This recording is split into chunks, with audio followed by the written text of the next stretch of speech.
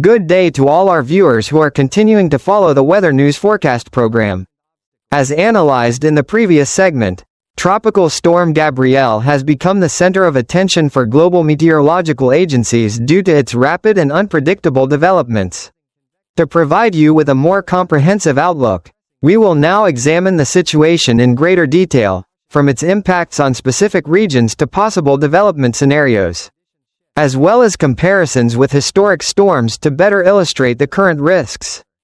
First, looking at regional impacts, the Windward and Leeward Islands, small island nations that depend heavily on tourism and fishing, have already started to experience showers and thunderstorms on Gabrielle's outer bands. Heavy rainfall here not only disrupts maritime transport but also threatens the main source of income for local communities, as beaches and resorts are forced to restrict visitors. For smaller economies such as Antigua or St. Lucia, even just a few days of tourism disruption can result in considerable losses. Next, Puerto Rico and the Dominican Republic are facing the greatest risk of widespread flooding.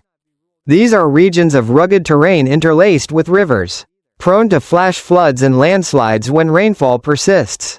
Meteorologists emphasize that even if Gabrielle does not make a direct landfall, its outer rainbands alone could trigger dangerous landslides, especially in mountain villages and poorly built settlements. The consequences could include severed road connections, disruptions to electricity and clean water supplies, and major impacts on the daily lives of hundreds of thousands of people.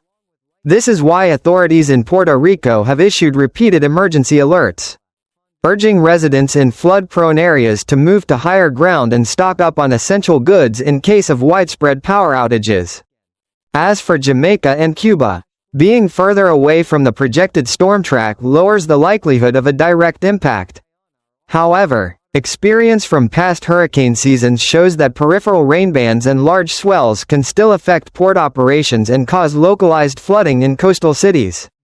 This explains why many airlines and travel services in Jamaica have already proactively canceled or delayed flights to ensure passenger safety. Particularly noteworthy is Bermuda, the hotspot currently under the closest watch. While it is not yet in the official warning zone, the potential risk cannot be overlooked. In the best-case scenario, Gabrielle shifts eastward, bringing only heavy rain and moderate strong winds to the island. But in a worse scenario, if the storm track shifts slightly westward, the island could face the full force of Gabrielle's core winds, with destructive gusts, waves over 6 meters high, and prolonged heavy rainfall. For a small, densely populated territory like Bermuda, even a Category 2 hurricane impact could inflict severe damage to infrastructure, transportation, and essential services. Local authorities have thus advised residents to stock up on food and supplies, inspect rooftops and windows, and prepare temporary evacuation plans in case conditions worsen. From an economic and social perspective, Gabrielle's impact extends far beyond rainfall and wind speeds. Each hurricane season, the Caribbean tourism sector typically suffers hundreds of millions of US dollars in losses due to tour cancellations, hotel closures, and disruptions to air and sea routes. For local residents, especially fishermen, being unable to set out to sea for days means losing their primary income, while living costs rise due to shortages of goods. Moreover, small island nations that rely heavily on imported food and fuel face the risk of temporary shortages if cargo vessels cannot dock because of rough seas. These indirect yet widespread effects can linger for weeks after the storm passes. Comparing Gabrielle to past storms reveals some noteworthy similarities. For instance, Hurricane Humberto in 2019 also veered east of Bermuda, bringing large waves and heavy rain but avoiding the worst-case landfall. However, there were cases like Hurricane Gonzalo in 2014, which struck the island directly, causing severe infrastructure damage and leaving the entire island without power for days. These examples highlight how even a few hundred miles on the map can quickly become a serious problem if a storm changes course slightly. From a meteorological science standpoint, Gabrielle also reflects the broader characteristics of storms in the era of global climate change. Recent studies indicate that higher sea surface temperatures in the Atlantic provide ideal conditions for tropical systems to strengthen rapidly, sometimes reaching hurricane strength within just 24 to 48 hours. This phenomenon, known as rapid intensification, poses challenges for forecasting and disaster preparedness, as it drastically shortens the time available for governments and residents to act. Gabrielle is a prime example. In just one day, the system strengthened from a strong depression into a tropical storm and is projected to become a hurricane in less than 48 hours.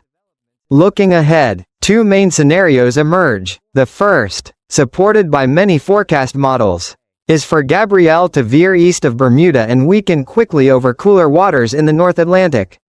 This would be the lowest risk outcome, with impacts limited to heavy rainfall and rough seas. The second, less likely but still possible, is for Gabrielle to intensify rapidly into a major hurricane and move closer westward, brushing or striking Bermuda. In that case, the consequences could include widespread power outages, infrastructure damage, and prolonged disruption to the island's economic and social activities. Meteorologists caution that the international community should not underestimate this threat, as even small changes in atmospheric conditions can alter the storm's track. Beyond Gabrielle, a new tropical wave off the West African coast and a potential low-pressure area in the northwestern Caribbean later this month serve as reminders that the hurricane season is far from over. Historically, September and October are the peak months of the Atlantic season, with multiple systems forming in quick succession. Thus, continued vigilance and preparedness are crucial not only for governments but also for individual households and local communities. Ladies and gentlemen, today's report has given you a broad and in-depth picture of Tropical Storm Gabrielle, from its formation and current developments to its immediate impacts and potential risks in the days ahead. What matters most now is that residents in affected regions continue to closely follow official updates from meteorological agencies and local authorities, while proactively preparing preventive measures to minimize risks. With thorough preparation and strong vigilance, communities can weather this difficult period. Thank you for watching. We wish you safety and well-being, and we look forward to seeing you in our next broadcast.